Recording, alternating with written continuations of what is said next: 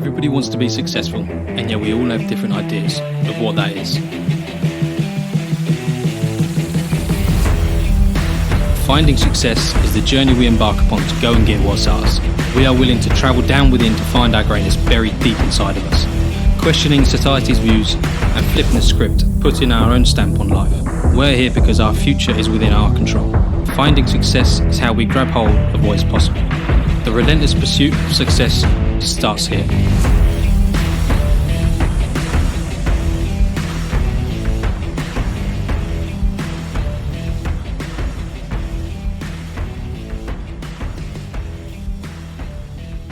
Welcome, guys. Welcome back. Episode 2. If you haven't already, go back to episode 1. Give it a quick listen. Make sure you understand who we are, what we're about, why we're starting this podcast, so you can get a good understanding about us before you give this episode a listen. If you haven't already, review, give us a thumbs up, like, subscribe, do whatever you can. Tell us what you want to hear. Exactly. Let us know what we want to speak about. And this week's episode is Butson.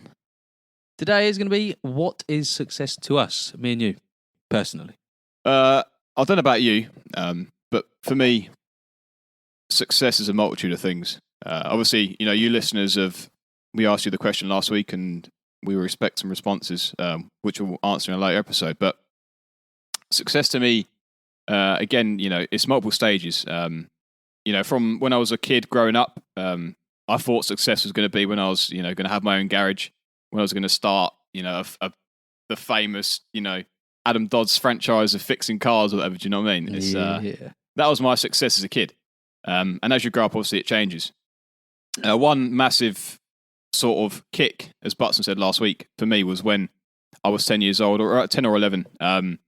My dad was quite a successful fabricator. He was massive in sort of like building structural stuff for houses, all about fabs, fabbing RSJs and making outer buildings, everything like that in the capital in London. And when the 2007-2008 financial crisis hit, because of the housing market, he took quite a big hit in work. His work dried up. Yeah, exactly. And for him, then it was quite a struggle being the only sole supplier of money to our house. My mum wasn't working at the time. Right. So for us to kind of adapt, we had to take a big change. And he was struggling for work. We had no money, and there was a time. This was summer holidays time where that sort of July to September where we had zero cash at all, zero food in the house. And as a kid, going back to school, you get excited, so you get to go and buy your new pencils, your new pencil case, bags, your shoes, everything like that. Yeah. And we didn't get to do that, and obviously there was a time where we had no food in the house. And I remember it was a summer day. It was really, really hot outside, and I said to Mum, I was like, "Mum, have we got any food? I'm hungry." She was like, "Nah." And I remember looking through the cupboards and I found some cereal. And she was like, "Well, you can have cereal, but there's no milk." So I remember putting plain cereal, I think it was Rice Krispies from Tesco's Value, whatever it was, into a bowl and eating Rice Krispies with my hands because there was no money in the house at all for food for nothing. And we struggled for, 2 or 3 months before he eventually found work and, he continued going. But that point right there it taught me a big lesson, because success is not only starting a business, creating a business, keeping that work flowing. It's also overcoming problems. Yeah. Success doesn't just come easy. No. As me and you both found already. Success, you get into a journey, learning something, becoming a trader, becoming an investor, whether it's a sports person, anything successful to you.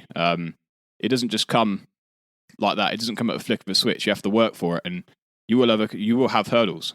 You will have those definitive points where you go, "This is really hard. I've hit a wall, but I'm going to overcome it, and I'm going to be successful." And there's always going to be find a way around those. Sorry for that. Was a dog snoring, by the way. You're going to overcome that hurdle, no matter what. You're going to have to work a way to get over that hill, get over that bridge, get over that wall, and continue on your journey. And just don't give up, no matter what it is. If you're on a journey and you're willing to put the effort in, you can find that. It's a marathon hill climb with hurdles on the way. Exactly. It's never going to be easy. You know that. No. So going back to when you were younger, it was a vivid memory. You remember that like it was like plain as day. I can tell you. I can almost tell you what time. I think it was around 11, early 11 to 12 o'clock. Yeah. But I don't know why I remember it so much. But it's just that point, just that snippet of my life, because my childhood was so busy and I can't remember everything. No. I can remember a lot of stuff, but that moment stuck in my head. And ever since then, again, I was in middle school at the time, because where I lived, we had 3 schools, not rather than 2. Right. And I remember going to school, and I think after that summer holidays, I was walking to school with my mate, and every day I'd almost think about, he wanted to be a builder and I wanted to be a mechanic, and he was going to say that he was going to build me a garage and I was going to fix his vans for him. That was it, honestly, that was it. You were an entrepreneur back then, thinking and dreaming. And it just stuck in my head ever since. And obviously, as you grow up, as I said at the start of the story, things change. And so from there, I wanted to be a mechanic. I wanted to start a business. I wanted to have my own garage, my own goals. And it almost started there. That was until at that point as well, I started a paper round. And I'm sure there's loads of studies of people saying that if you do a paper round, you're more likely to become successful or a harder worker because you're earning money at a younger age. And that kind of set me up. And so for me, ever since that point, success for me was to have a roof over my head, money in my pocket, that I wasn't going to be stressed, that I was going to have food on the table, I was going to be happy, my family was going to be happy, friends were going to be happy. If I could look after people if I wanted to, I could help people out. If someone was in need, I could always give something to them, make sure that they're happy. If they need help them. If they need a place to stay, they're more than welcome to come over. It's always to, supply, growth, help, everything. And that was my initial stage. And then it grew even more. Again, I grew older. I started another journey. And my success then grew to I want to become a successful trader.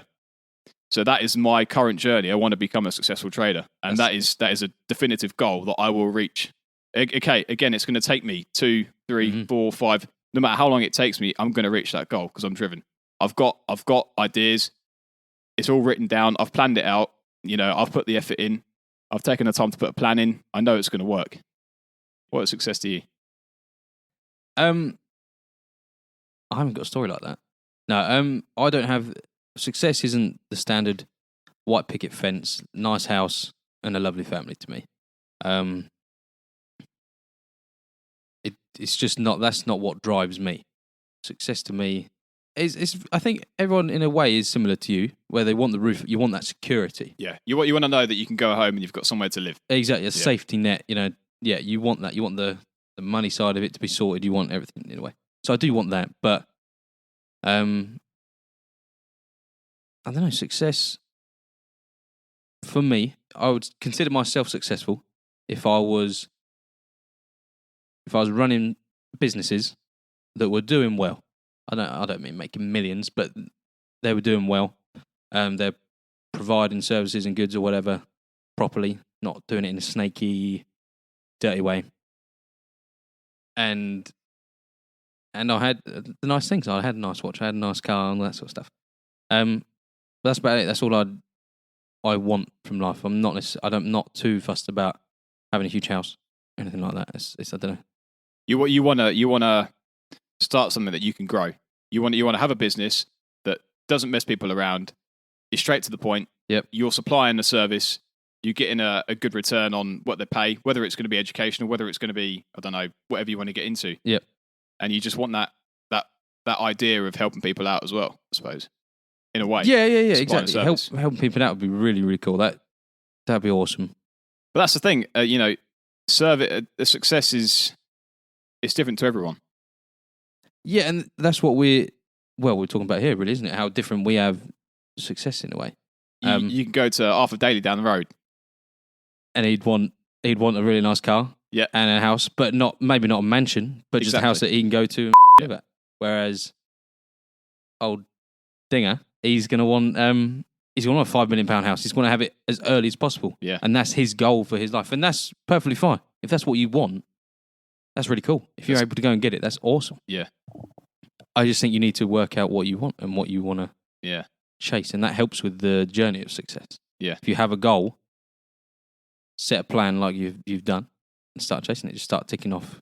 You can reach those plans. You can reach those goals. You can break goals down. It becomes easy to hit it, doesn't it? Do you break goals down? Yeah, I do. How much? So do you have like annual goals to find this success for your trading, say? So for trading, yes, I have annual goals. I've got a big goal at the moment. And truthfully honest, I am on my way to hitting it. I've missed my first one because I found a mistake in some potential back testing. Mistake / not profitable, which is a knockback. However, I understand that those knockbacks they're gonna happen on my journey. Yeah. They're not going to be straightforward down the line. It's not going to be true. It's delusional to think everything's going to go smoothly. Exactly. Yeah. And that's not going to happen. And I knew. I spent. I'll go into a little bit here. So I spent probably, I want to say 6 months on this strategy, and at first it was very profitable. For those of you who don't know, obviously a strategy is something in trading where you create a plan, you create rules around this move in the market that happens consistently, and you write a set of rules down that makes it very simple for you to trade this continuously. Very easy. It's not hard. It's not made up. It's straight to the point. Very broken down. Like my goals. Very consistent. And I know when to enter and when to get out of the market. For those in the Forex market anyway. Right. So I spent a lot of time with the strategy. I wrote all my rules down. I had a very, very good plan. And I started backtesting. And again, backtesting, for anyone who doesn't know, is where you go into the market, you scroll back. I don't know, it's up to you. You can pick a sample size. I chose 20 years. So I went back to early 2000s, and I went through the market bar by bar every single day for those 6 months and tried to find moves in the market that happened consistently on a consistent term, and wrote rules around that and made a strategy that I could do, that I could win, that was profitable. But it didn't work out. It didn't work out. So what do you do when something doesn't work out? Because not everyone's goal, you're not going to hit your goal every time. No. You're not successful at every goal. So what do you do when, for you in particular, what do you do when you've missed your goal? So I found that obviously once I found it wasn't successful, it wasn't consistently profitable, it wasn't working at all. And no matter what I did, I added different types of ideas. I tried new things and it just wasn't working. And it's almost like a product sometimes, if someone comes out with a product, a new backpack, for instance, they go to, I don't know, whoever, Joe Blogs, and pitches their idea in this backpack and he doesn't like it. And they keep going back to that drawing board and they keep putting a flashlight on it. They put a whistle on it. They put an inflatable raft in the back of it. Yeah. And it doesn't like it. It's not working. He's not buying the product. Well, at the end of the day, you spent all this time and he's not going to buy the product because it's not working, because it doesn't suit his needs. He doesn't want to sell it because it's not to him.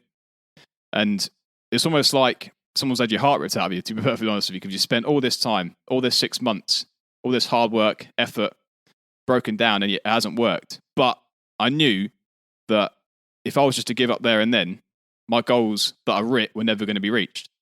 Awesome. That plan that I writ down was never going to be reached. If I give up, well, what's the point of writing this plan down? I've just lied to myself. Wasted your own time. Yeah, I've wasted all that 6 months, all that effort I put in.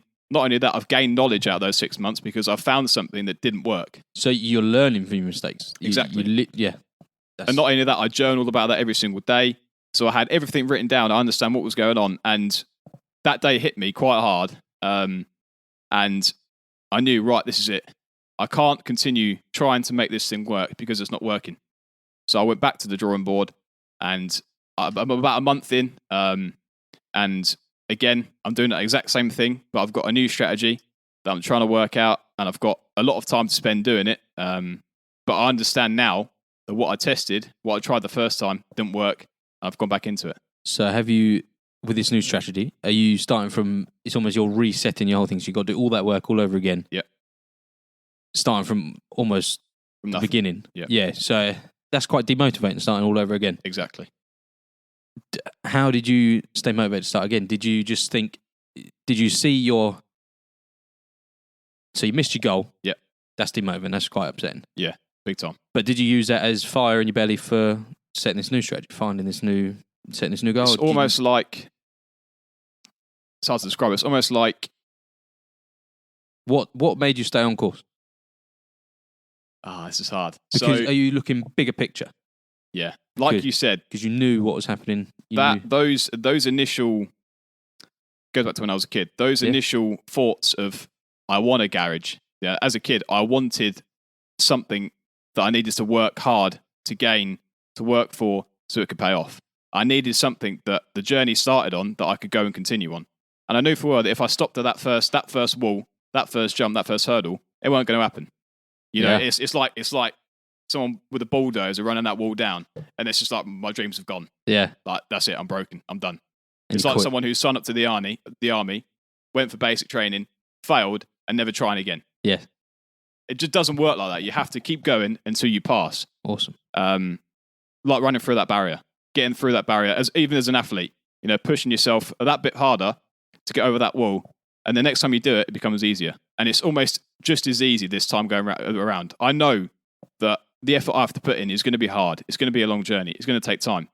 But I've almost found it a bit easier. Even though that first break, that first step was hard, it killed me. This next journey, this new strategy, it's easier. Easier. Yep. Because I know what to expect. Yeah. I know what to expect. I know how to work. I know how hard to work. I know how to push myself. Yeah. I know how to break that wall, jump over that wall, step around that wall. Yeah. You've made the mistakes. You know how to avoid them. You know exactly. how to get around issues and so on and so forth. Yeah. You're more equipped to go at it again. Yeah. Awesome. And I've written those rules down. I understand where it's going, and I'm fully on my way. And I'm at the moment there is going to be no stopping me. Oh, dang! That's for sure. That is for sure. That's pretty cool. So, and you're going to have that for the rest of your life. That mentality, because that's quite a strong mentality. Yeah, that's something some people do not have. As we look over to our producer over here. What about yourself? Obviously, you're early on in your journey. You know, very early. Yeah. Have you had any hurdles that stopped you? Yeah.